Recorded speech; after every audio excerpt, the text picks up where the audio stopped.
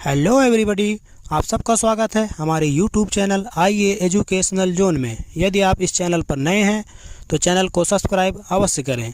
यदि आपको वीडियो पसंद आता है तो वीडियो को लाइक, कमेंट, शेयर अवश्य करें। धन्यवाद। इकाई 3 अभ्यास 3 है सांख्यिकी। इसमें आप पढ़ेंगे, क्या पढ़ेंगे, थोड़ा सा ये आपका क्वेश्चन है, लेकिन इससे पहले हम आपको समझा देते हैं, जरा सा समझ लीजिएगा। आपने देखा होगा न्यूज़पेपर वगैरह में, या चुनाव का समय होता है तो आपने देखा होगा टीवी में, इस तरह से ऐसे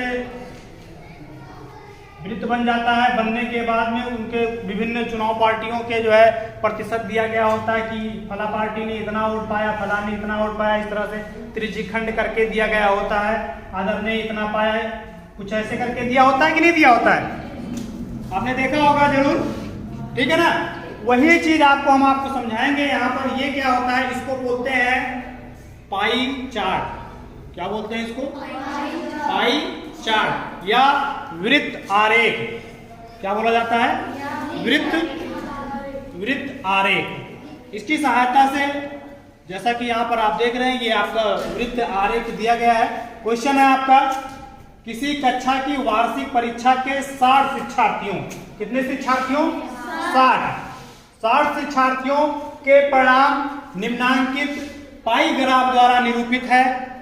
चित्र देखकर बताइए, अर्थात इस फिगर को देख करके आपको बताना है, चित्र देख करके बताना है। क्या बताना है? सबसे अधिक छात्र किस श्रेणी में उत्तीर्ण हुए। उत्तीर्ण मतलब होता है पास हुए। उत्तीर्ण का मतलब है पास होना, क्वालिफाइड होना। तो यहां पर आप ध्यान से देखिएगा, ये आपका है तृतीय श्रेणी। तृतीय श्रेणी में आपको है 90 अंश। ये आपका है अनुत्तीर्ण। अनुत्तीर्ण का मतलब होता है फेल्ड, जिसको फेल कहते हैं आप, वो होता है अनुत्तीर्ण। फेल है कितना? 30 अंश। और प्रथम श्रेणी में कितने हैं? 60 अंश। और द्वितीय श्रेणी में कितने हैं? 180 अंश। इसका मतलब है, आप ध्यान से देखिए तो वैसे ही फिगर देख करके आपको अंदाजा हो रहा होगा कि सबसे अधिक छात्र किस श्रेणी में उत्तीर्ण हुए। श्रेणी तो आप समझ रहे हैं। आप यहाँ पर जैसा कि जब आप पास फेल होता है तो उसमें कुछ रहता है ना, फर्स्ट, सेकेंड, थर्ड डिवीजन ऐसे करके होता है, वो वही चीज है श्रेणी। प्रथम श्रेणी फर्स्ट डिवीजन, द्वितीय श्रेणी सेकेंड डिवीजन, और तृतीय श्रेणी थर्ड डिवीजन, और एक होता है अनुत्तीर्ण अर्थात फेल्ड। ठीक, तो यहां पर आप फिगर को देखिए, और फिगर देखने के बाद में बहुत आराम से आंसर आप बहुत आराम से दे लेते हैं। यही होता है पाई चार्ट की वैल्यू। कितना आसानी से समझा जा सकता है। तो फिगर देख करके तुरंत का तुरंत हम बता दे रहे हैं कि सबसे अधिक छात्र किस श्रेणी में उत्तीर्ण हुए। कौन सा श्रेणी में सबसे अधिक है? ये वाला आपको फिगर दिख रहा है, ये सबसे ज्यादा है। द्वितीय श्रेणी कौन सी है? द्वितीय श्रेणी भाई, सबसे ज्यादा वाला जो है आपका, ये एरिया दिख रहा है आपको, ये वाला एरिया सबसे ज्यादा है। उससे थोड़ा सा कम आपका ये वाला है।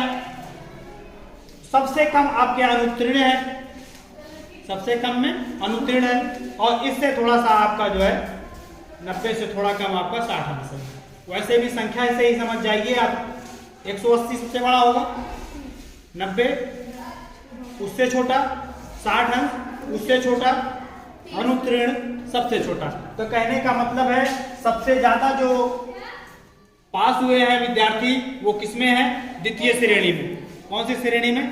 द्वितीय श्रेणी में। यहां पर आप लिख देंगे हल में, कुछ नहीं करना है।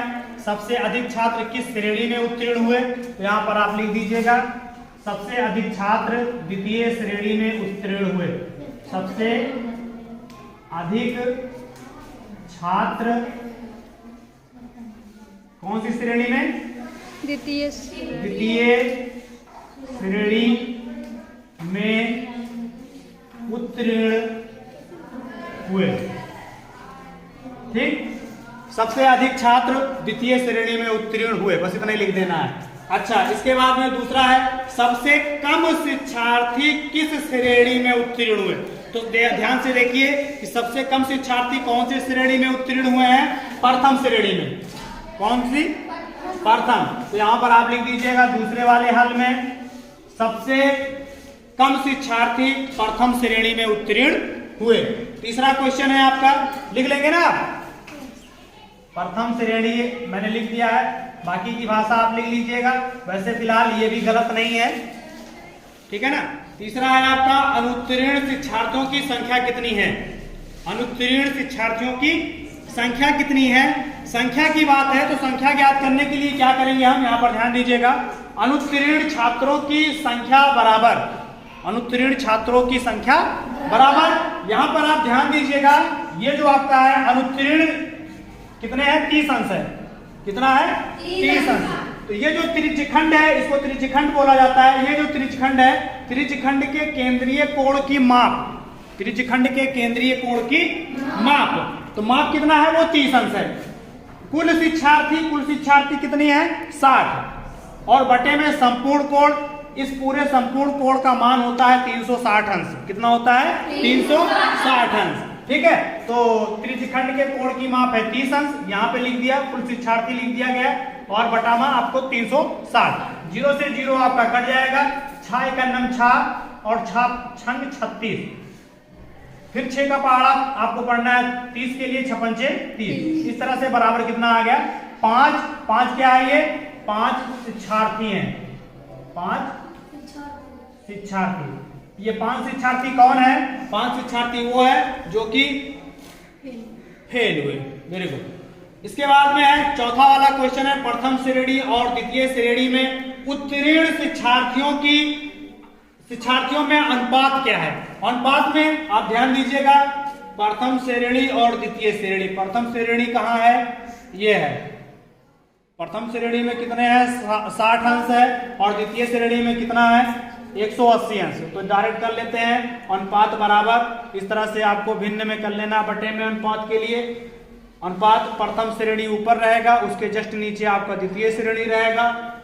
तो प्रथम श्रेणी कितना है आपका, 60 अंश है, और द्वितीय श्रेणी में 180 अंश। इसको भी आप सरल कर लीजिए, 0 से 0 कट जाएगा, 6 1 9 6 6 3 18, 1/3, इस तरह से आपका अनुपात हो जाएगा, या 1/3, ये आपका आंसर हो गया, ठीक है। दूसरा वाला क्वेश्चन आप इसी तरह से सेम क्वेश्चन नंबर 2 भी है, उसको आप स्वयं हल करिएगा। पर भी थोड़ा सा हम पढ़ दे रहे हैं और समझा दे रहे हैं, इसको आप स्वयं हल करके लाइएगा। लिखा है, भारत के किसी शहर में तेज गति एवं यातायात नियमों का पालन न करने के कारण विभिन्न साधनों से यात्रा कर रहे सड़क दुर्घटना में घायल व्यक्तियों की प्रतिशत दरों का पाई ग्राफ निम्नवत है। ठीक, आगे यहाँ पर है, आपको ये फिगर दिख रहा होगा,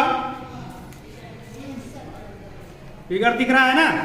इस फिगर में आप ध्यान से देखिएगा, तो पहला क्वेश्चन है पाई ग्राफ देख करके, सॉरी यहाँ पर लिखा है पाई ग्राफ देख करके निम्नलिखित प्रश्नों के उत्तर दीजिए। पहला है, सबसे अधिक घायल होने वाले व्यक्ति किस प्रकार यात्रा कर रहे थे। सबसे अधिक घायल होने वाले व्यक्ति किस प्रकार यात्रा कर रहे थे, देखिए सबसे ज्यादा आपको कौन सा दिख रहा है, 144 अंश है ना ये। तो सबसे ज्यादा जो घायल व्यक्ति हैं वो कैसे यात्रा कर रहे थे, पैदल। आंसर आपका हो जाएगा पैदल हो जाएगा। ऐसे ही बाकी के भी आप क्वेश्चनों को हल कर लीजिएगा, ठीक है ना। यदि आपको समझ में नहीं आता तो हमसे फिर आप पूछिएगा।